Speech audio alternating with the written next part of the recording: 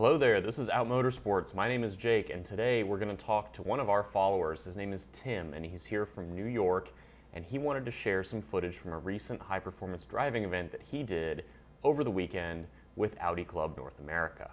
Now, if you're looking to share some of the footage that you've captured from an HPDE, rallycross, autocross, any sort of driving event, and share the story that went with it, please don't hesitate to reach out over Facebook or Instagram. Now with that, on to Tim and his footage. So originally from Austin, Texas, lived in LA, San Francisco. I'm in New York now.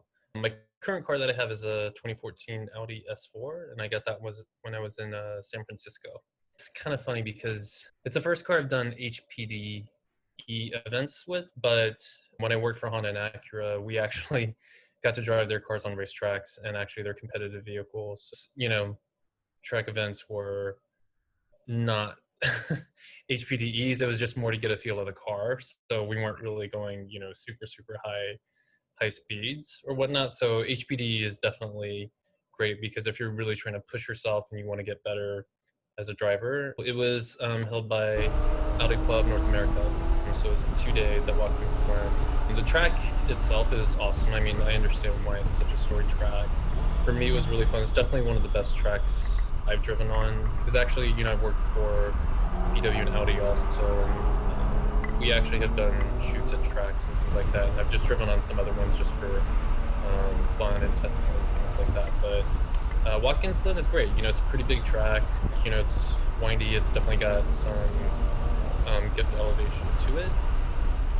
But it was my first time there, so for me it was exciting to go there. Cool. So first time there, that's awesome. What did you learn each day, and how was the weather each day?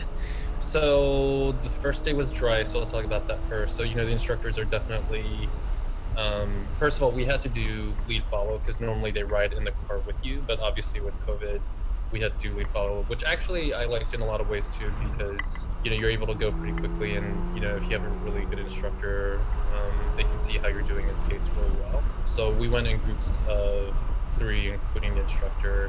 And then, the instructor's like looking at your line, looking at your braking, looking at how you're basically taking the turns, like where you're taking it. He's trying to provide feedback. I will say in the lead follow, it's not as great for instruction, probably because, they can't see exactly what you're doing in the car, obviously. And then also, if you're the second car, they can barely see you. Right. So, but and then, every day we have a driver's meeting before we even get on the track, and the driver's meeting is basically discuss conditions on the track, and they talk about, what things to look for.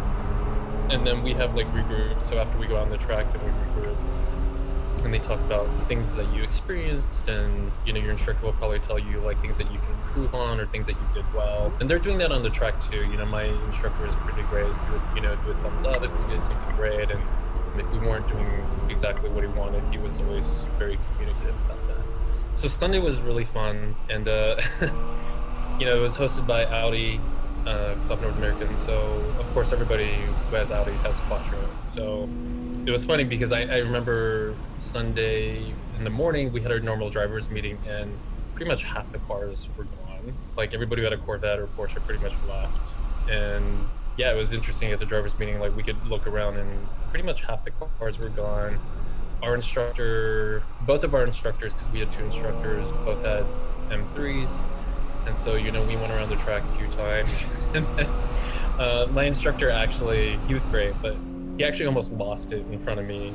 And then when we had our regroup, he just told us, he's like, your cars are hooked up so well. He's like, if I give you the signal, he's like, just pass him.